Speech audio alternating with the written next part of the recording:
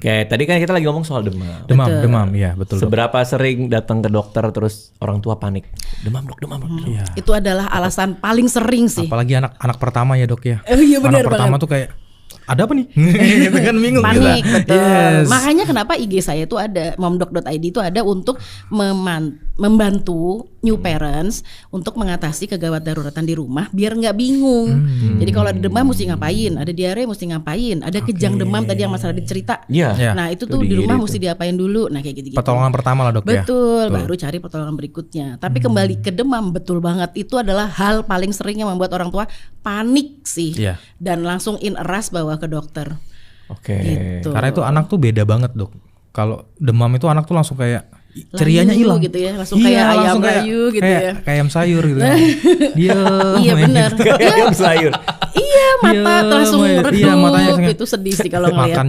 makan juga akhirnya berkurang kan gitu. Iya benar. Jadi kasihan juga gitu loh. Tapi orang tua tuh banyak panik soal demam. betul. Sama, saya juga ketika anak pertama saya demam ya kan sebelum ada anak kedua nih. Anak pertama memang Iya. pengalaman pertama kan sehingga kan R&D lah. iya, sehingga kaget-kagetnya masih ada tuh.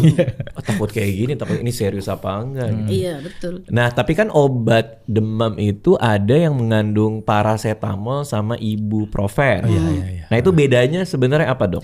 Oke, jadi sebenarnya memang yang paling sering umum digunakan adalah kedua merek tersebut. Dua-duanya bisa dipakai sebenarnya. Kedua kandungan maksudnya. Betul, baik paracetamol maupun ibuprofen dua-duanya bisa dipakai. Cuman memang paracetamol tuh lebih kuat ke menurunkan suhunya, jadi anti demamnya. Dia anti nyerinya lebih sedikit. Gitu, efek anti nyerinya lebih sedikit. Oh iya, benar, sedangkan kalau ibuprofen itu Ada anti gampangnya nyerinya. betul, dia triple action tuh paling gampang. Jadi dia menurunkan demam, dia Nyeri. bisa menurunkan nyeri dan bisa bersifat anti radang atau anti inflamasi. Jadi contoh misalnya kayak tadi misalnya sebenarnya kan hari ini Abe lagi agak pilek ya, Iya, tapi iya, kan iya. masih pecicilan. Jadi kita sebagai orang tua nggak worry nih. Tapi begitu dia temennya pilek itu kan saluran nafas tuh satu Iya, jalur ya. Temennya adalah habis itu radang tenggorokan. Tenggorokan. Mulai nyeri menelan. Dok, kedua tuh selain demam yang bikin datang adalah dok anaknya nggak mau makan minum.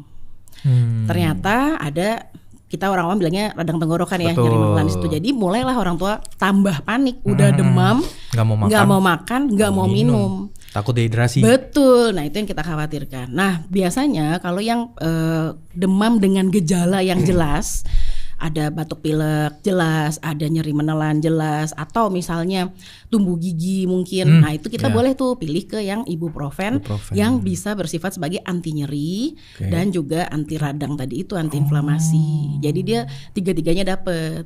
Lebih lengkap ya berarti. Betul, ya. demamnya dapet, penurun radangnya dapet, penurun nyerinya dapet. Bila dengan gejala yang jelas. Oke. Tapi kalau misalnya demam saja, ini belum jelas nih arahnya kemana nih gitu. Biasanya kita ngarahinnya ke paracetamol. Paracetamol. Soalnya